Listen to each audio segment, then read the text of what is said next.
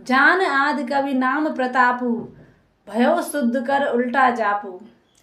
कहते हैं कि आदि कवि अर्थात श्री वाल्मीकि जी जिन्होंने रामायण की रचना की, वह पहले बहुत बड़े डाकू थे और वह लोगों को लूटमार करके धन अर्जित करते थे और अपने परिवार का पालन पोषण करते थे, लोगों की हत्याएं भी करते थे। तो ऐसा उनका जीवन था।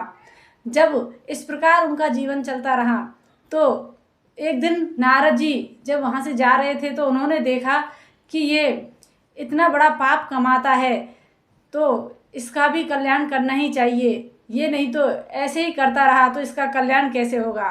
क्योंकि नारद जी तो अपने भक्त का कल्याण करने के लिए ही इस धराधाम पर आते हैं। ऐसे कितने ही भक्त हुए हैं कि नारद जी ने उनको मंत्र दान दिया और उनका कल्याण हो गया। तो आज नारद जी को इनकी भी सुध आई और उनसे कहा कि तुम इतना बड़ा पाप करते हो, लोगों की हत्याएं करते हो, लूटमार करते हो और इस पाप में तुम्हारे परिवारजन तुम्हारे भागी होंगे। फिर वह डाकू अर्थात रत्नाकर डाकू कहता है कि क्यों नहीं होंगे, मैं उन्हीं के लिए तो ये सब करता हूँ। अरे पाप करता हूँ तो उन्हीं के लिए तो करता हूँ, उन्हीं के लिए रोटी पानी का इंतजाम करता हूँ। कहा कि चलो ठीक है, तुम एक बार पूछ कर के आओ कि वे तुम्हारे पाप में भागी होंगे या नहीं होंगे। तो नारद जी के कहने पर जब रत्नाकर डाकू पूछने जाता है अपने माता पिता से, अपनी पत्नी से, तो वह सभी मना कर देते हैं। कहा कि देखो, हमें तो रोटी चाहिए, भोजन चाहिए, वो तुम्हारा धर्म है कि तुम हमें किस प्रकार से हमें भोजन कराते हो, तुम्हारा कर्म है।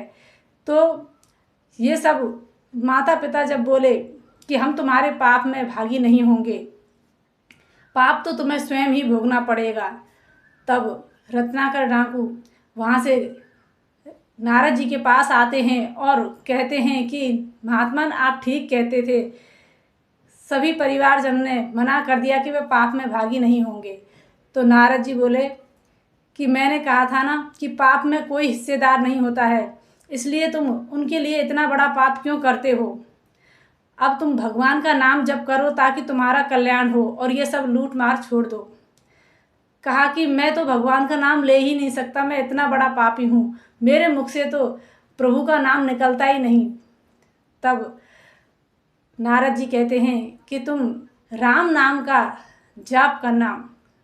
तो वह इतने बड़े पापी थे कि वह बता तो गए नारद जी के राम नाम का जप करना, जब तक तो उन्हें याद रहा, लेकिन जब नारद जी चले गए तो वह भूल गए कि महात्मा ने मुझे क्या नाम दिया था। तो वह क्योंकि उन्होंने मार काट ही की थी पूरे जीवन, तो उनको राम तो याद रहा नहीं, मरा याद रह गया। इसलिए वह बस उसी जप को करते रहे, मरा मरा मरा मरा मरा कहते हुए वह राम राम की ऐसी लगन लगी कि उनकी अखंड समाधि लग गई और ऐसी समाधि लगी कि उनके शरीर पर बल्मीक जम गई और उस बल्मीक अर्थात मिट्टी के जमने से ही उनका नाम वाल्मीकि हुआ। और वह प्रभु राम का चरित्र लिखते हैं और प्रभु राम के चरित्र को इस जगत को जनाते हैं कि प्रभु राम क्या थे। तो भगवान का नाम जपने से सभी जीव का कल्याण होता है। उल्टा नाम जपत जग जाना, वाल्मीकि भय ब्रह्म समाना।